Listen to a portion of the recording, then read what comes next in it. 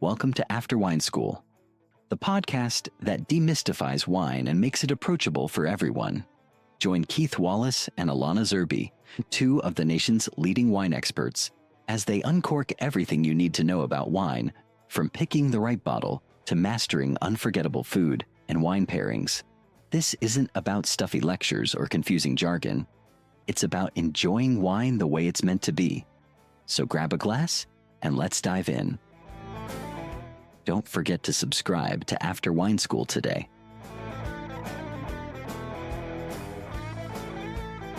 Hey folks, welcome to the After School podcast. I'm Keith Wallace with Alana Zerbe.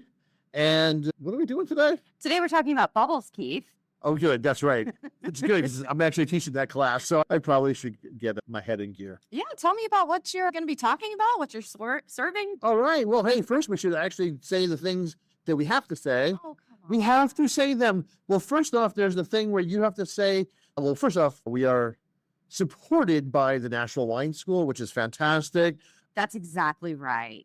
So all of the whereas, wherefore, carve-outs, make sure they have no liability for anything. Okay, so they can't be liable for anything because the truth is I'm studying this class. The problem is, well, for, of course, for National Wine School and anyone else who actually doesn't like when I get on my high horse, is that I'm really starting this class off with how much I hate generic Prosecco. Not all Prosecco. I'm not going to say all Prosecco. There is a tiny percentage that's actually made well, but I deeply hate the volumes of cheap, awful Prosecco that just washes across the world. Okay, so let's practice some constructive criticism. Let's make a sandwich. So let's say two nice things and then put the tough stuff in the middle. So two nice things. Okay, this is really going to be a shit sandwich. Okay, so the first nice thing is the bottles are recyclable. Or not. I can't recycle. Bottles are not being recycled currently. Oh, all right. Sorry. All right. Okay, I'll give you one. Okay, good. It's a litmus test. Yeah. For whether you will like a person or not, whether they drink. Hey, you like Prosecco? I'm going to hate you. I thought, no, like, here's the thing. I mean, people like it because it's the thing they've been introduced to, and it's like in their price point, and there's so much of it, and there's so much marketing. I don't blame them for liking it. I want to introduce them to this idea that it's really not great. Okay, how are you going to do that? Well, I'm going to say it. Yeah, I'm going to say it's not great. I'm going to show them one of the most generic, sad. I'm going to, okay, some of you are going to like this. Mm-hmm. They're going to like it. So they're not. And I'm not going to yuck their yum. I'm definitely not going to do that. But I am going to point out that if what we really want is, like, what do we mean by good quality? And what is it you're actually getting with these generic, Charmat produced, these tank-made, inexpensively made Proseccos? And what are we getting? What is it that we should be looking for when we're looking for good? Because that's the thing. People, they like things, but they don't know what to look for other than this tastes good. I also think Prosecco, being that it's an Italian wine, people fall in love with Italian wines, and just kind of anything under that heading gets a lot of love. It really does. And which is funny, especially on the East Coast. Like, there's just an immediate love affair. And I understand that too. Having worked in Italy, I got away with a lot of stuff, I mean, that I know, there were wines I produced that should not have been given the ratings or the price points they were. Like, I know that. But, so thank you. But yeah, it's hard. You want to get them step away from that and just say, hey, what about thinking about, what does a great bubble, how is that experience, how is it supposed to unfold? What does really good bubbles, what does somebody who makes sparkling wine from anywhere, what are they hoping to do? What do Prosecco producers wish they were doing? And then we could talk about that, and then, how they are sort of really caught in this real vice of they have to produce a very high quantity of wines at a very low price. Like, their margins are tiny, but nobody's willing to spend $30 for Prosecco, where people are happy to spend $40, $50, $100 on champagne. So they're really caught. And just to allow people to get some ideas. But I'm starting there. My hate on Prosecco is where we start. Okay. And I'm going to go in hard, and then I'm going to be nice. I'm going to do that thing where I'm going to go start real mean, and then I'm going to get nice, just so that people, because I have them for about an hour and a half, 2 hours. And so I know that I can break them a little bit in the beginning and then build them back up. And I can make them laugh, show them some really cool stuff, and then some super weird stuff at the end, like super weird. Well, take me through. So how are you going to demonstrate to them your thesis statement? Oh, yeah. Prosecco. Well, yeah. So the first, it's just generic Prosecco, sadness in the glass. And yeah, I don't usually, in the wine class, the whole idea is to show them great examples. Right. But this is the greatest example of Prosecco because it's sadness. Okay. And then what I'm going to do is I'm going to show them a great Cava right after that. Okay. At about the same price point. But what is it about the Prosecco? Oh, sorry. Really simple flavors. So first off, very simple lemon lime flavors in very large bubbles. And I assume, having been in the industry for long enough, I know what I have never had this specific one because I would never want to have this ever again or even once, but it's going to be metallic. It's going to have a metallic, that really high acid, low pH, almost like an oily note. Then it's going to just be big fat bubbles, and then it's just going to be gone. Thank you. So yes, the bubbles, I think when I've taught this class in the past, you can really see the quality of the bubbles from this glass. As you move on, you will notice they get more tightly firm. There's better mousse. They become more brisk and lively. So that's a nice thing. Exactly. And I know you're much more sophisticated because my class is going to be more, because I say they're like laser like pew pew, and the more pew pew you have, the more the better it is. So like you picture, it's you're thinking Star Wars, and you're thinking here's the stormtroopers. They just very lazy, shooting all over the place, not very good. But then but then you get you get the high fighters in there, and it's a lot of like laser battles and things. And that's a great champagne where you have very fine laser shots. And I think they may like mine because I'm not nearly as classy. A lot of notes in my classes. Yeah. But people love the pew pew. That's all I got. That's all I got. Okay, so it's simplicity, like not complexity, like some kind of metallic. Yeah, and it's actually factory made. Like, this is how you can tell a factory made wine. Like, this is not a wine that was made with care. This is a wine that's been pushed out in millions of bottles every year, consistently over time. And as a rule of thumb, too, because bubbles are hard to make. And usually they're such small production that you only see them a few times a year. Like really good stuff, you might see it for like maybe 4 or 5 months at most, and that's gone out of the marketplace. Whereas some of these Proseccos, like they're around, 365 days out of the year. You kind of wonder, like, how is that possible?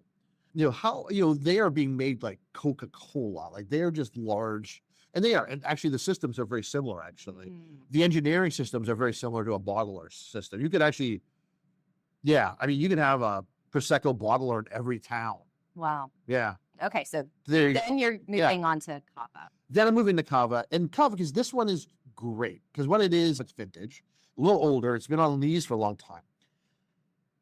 My guess, and this is what I am planning, I'm planning that the majority of people who already love bubbles and champagne, they go, oh, this is amazing, right? So they're going to be like, oh my God, that same price point, this much better. So those people will be, I'll have them. But everyone else, like the other half of the class who really don't know like what they like and what's good, because that's the idea. They're going to say, oh, this is weird because it was on lees for like 2 years minimum. And so that leesiness is going to give it, it's going to give it that nice pastry note, but it's also going to give it a funky note.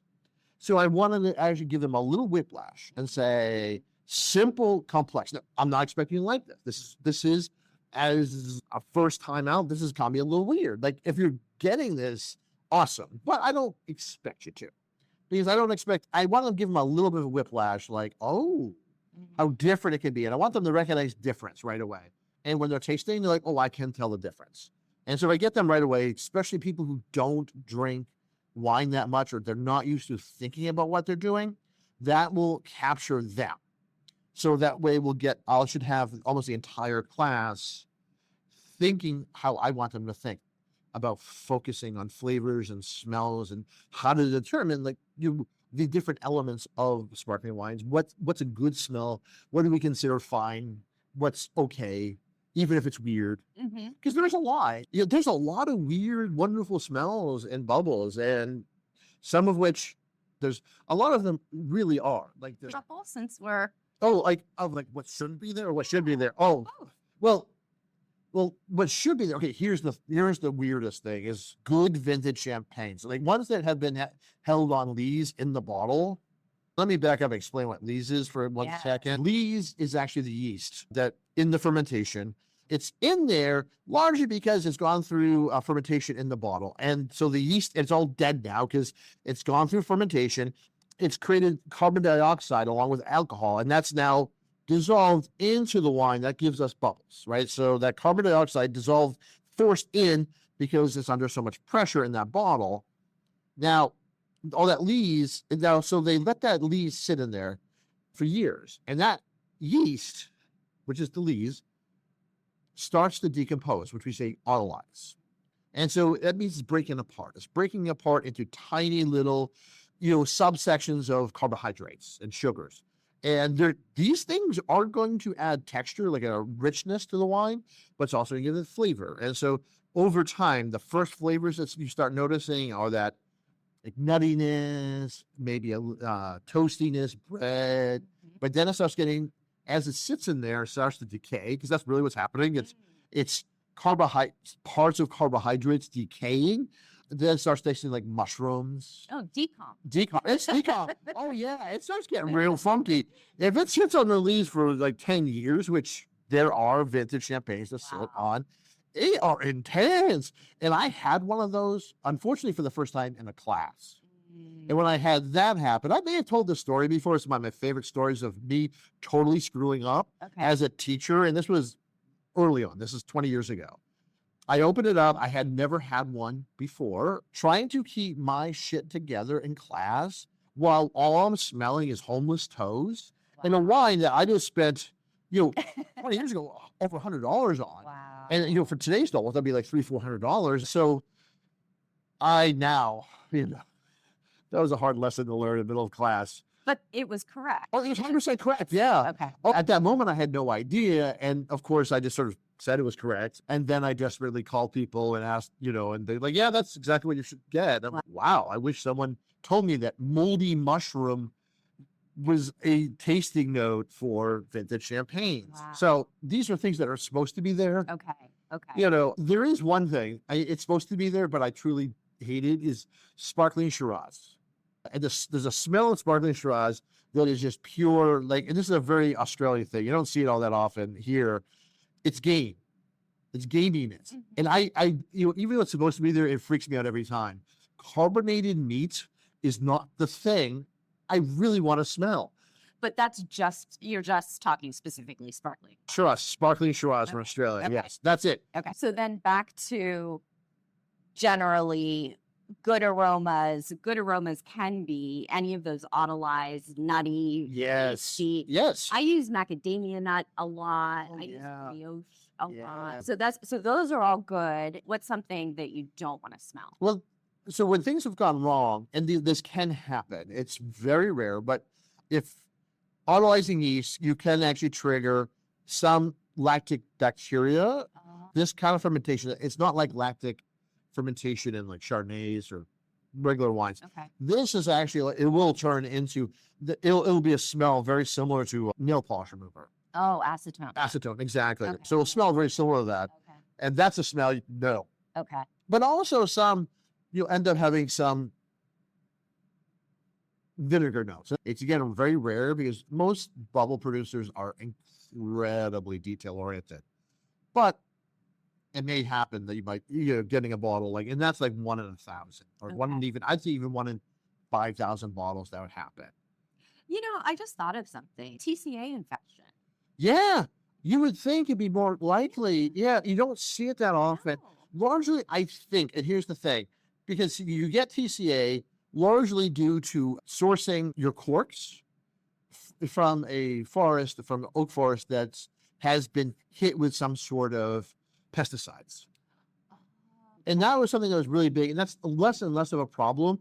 But yeah, I don't know if I've ever had, I think because the cork manufacturing, I don't think they're using from the same forests. Oh, that's so interesting. That's why I would have to go back and look, because honestly, middle of the aughts, we saw a lot more problems with TCA, with cork taint. Right. Okay. That's really been cleaned up. But yeah, consistently. And it also might be something that, largely because so few of our champagnes, our sparkling wines are kept, in under cork, because usually most of their life, they're actually under a crown cap. Right. Typically. They're bottled, corked, and then sent out and consumed within 6 months is the hope. Some people do love aging their bubbles, but typically if they're aging it, they're also upright, so it's not in contact with the wine itself. After Wine School is proudly supported by the National Wine School, the gold standard in professional wine certifications. Whether you're dreaming of a career in the wine industry or just eager to take your wine knowledge to the next level, the National Wine School has you covered.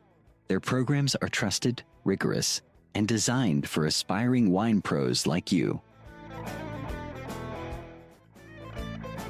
Why do they do that? The cork is really not to keep it in place. It won't dry out. No, well, it will eventually. It takes about 3 years for any cork to dry out. Okay. But if you put a bottle of sparkling outside, one, it doesn't fit in your wine. Right. Most people don't do that. It creates a weird differential pressure on the cork, and you're more likely to get it blowing out. Oh. I think that almost everyone where you see, and it's also just with shipping and storage, everyone gonna, maybe you might keep it upside down on the cork if you're in like a warehouse situation, but most likely almost all of them are up. Fascinating. Yeah. Thank you. So Cava, then to. Well, then I go to Loire, because I want to show them where, okay, if you really love champagne, but you don't want to spend champagne money, Loire is one of my favorite places. Alsace is fantastic, but Loire, for my money, it's just that, when you're using Chenin Blanc as a grape, it works so well. Mm-hmm. And most of this wine is consumed by the French themselves. And the French are spectacularly picky about their bubbles. And they are the most, if you're a successful bubbles producer in France, you are doing something exceptionally well. If you have a very little export, mostly it's actually in country. And so that's what I look for, actually. A producer that does a lot of business in France, but very little in the United States. Oh, yeah, that's one of the little hacks I have.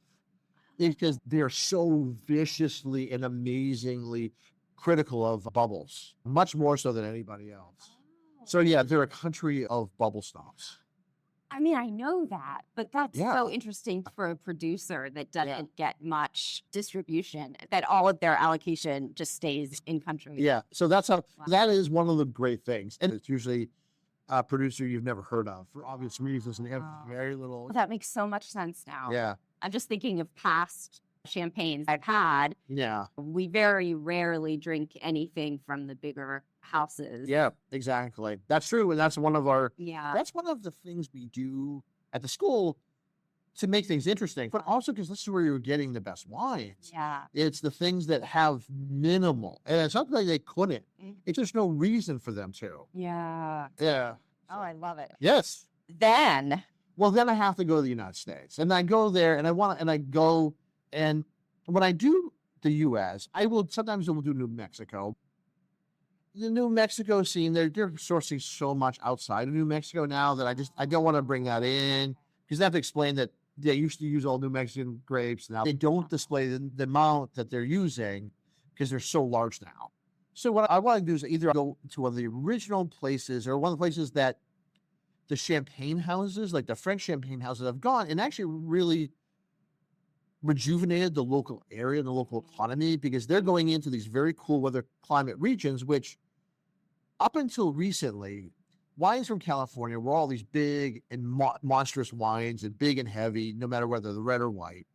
And the only people who really cared about the cool climate wine regions were the champagne houses. So they went in these amazing places that were making amazing Chardonnay and amazing Pinot.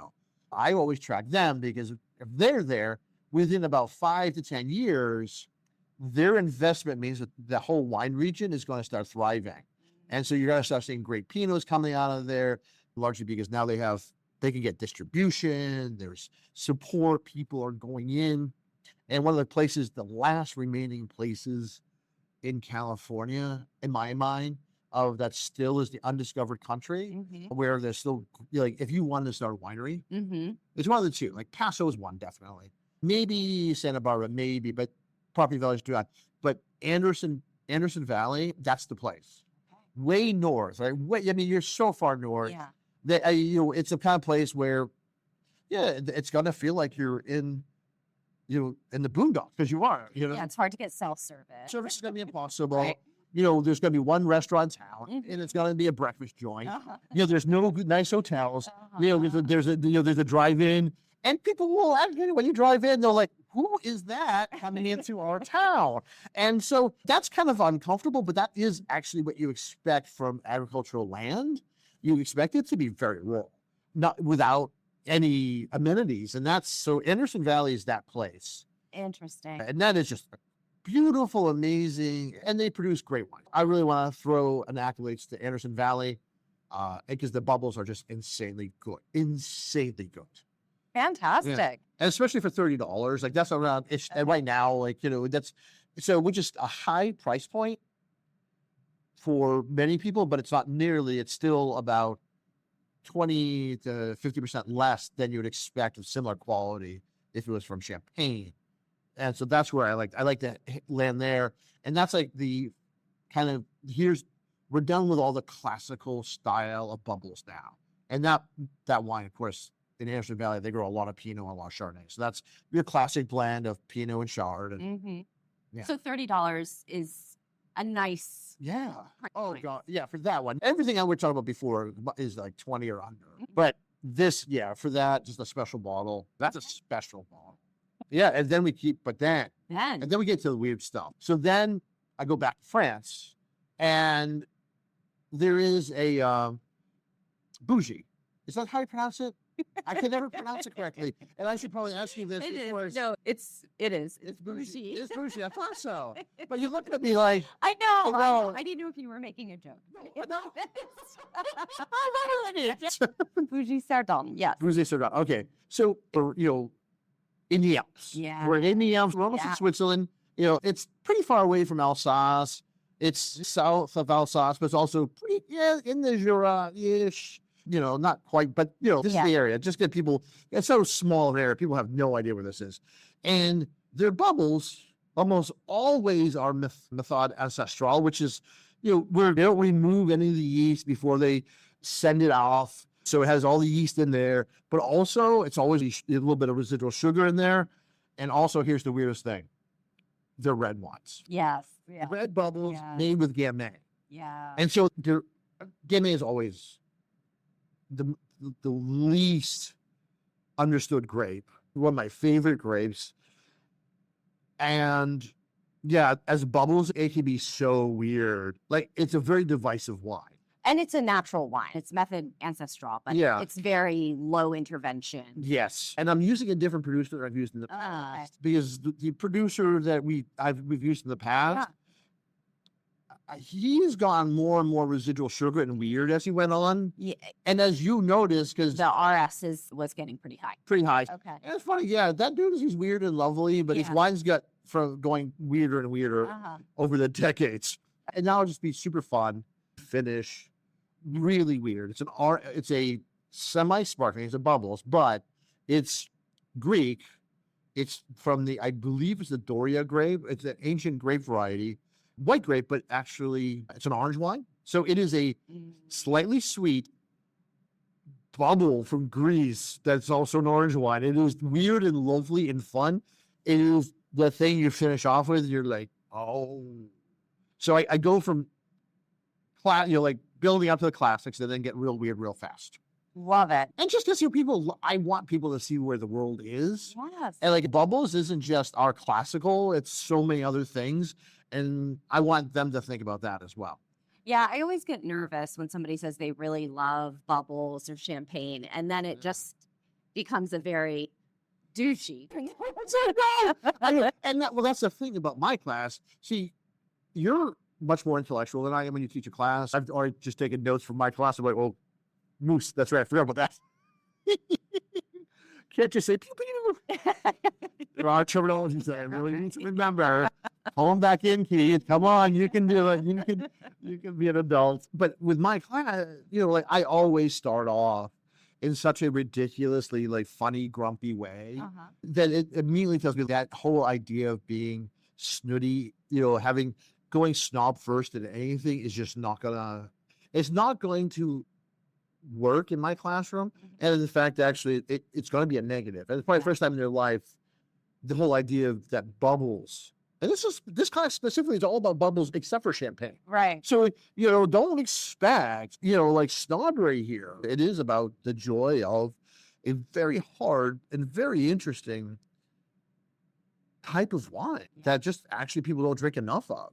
Agreed. Yeah. Except apparently I'm watching a TV show where the assassin, all they do is drink bubbles all the time. True. I think there's going to be a reveal at the end, the British sparkling wine industry. Well, no. Even if the sexiest assassins all drink British bubbles. Absolutely. And British bubbles, I would love to have that in this class, but they're so expensive right now. I was going to ask, actually. I love that. Around 50? Yeah, they started 50-ish. And you pretty much, well, no, that was pre-inflation price. They're around 55 now to 65 is now what you expect, which is insanely expensive. They're absolutely amazing, though. Yes. Once in a while, though, when they don't sell and they bring too much into the country and they don't sell, then I wait for them to hit that discount. Like if people try to sell them at cost. So maybe I'll be able to pick them up for $40. And that's when I will buy a bunch of them so I can put them on classes. Well, thank you so much, Keith. I learned a lot. This was super fun. Well, hopefully everyone else out there enjoyed this after school session. Thanks. Now I love it because I got all my prep work done. Yeah, you sure did. I didn't have to look anything up. Thank you a lot. Thanks everyone for joining us, and we'll see you next time. Oh yes, and make sure you follow and tell people about this podcast. It grows. We do this because we love it and we love you. The more people are listening, the more fun, the bigger this is. And the more we can actually get a more of a healthy love of wine out there that doesn't have to be snobbish, even if it's bubbles. Like you don't have to be a snob to love bubbles. Totally. All right. Bye, friends. Bye-bye. Thanks for spending time with us on After Wine School. If you enjoyed today's episode, hit subscribe so you never miss out on more wine wisdom, tips, and laughs. Until next time, raise your glass, savor the moment, and cheers to you.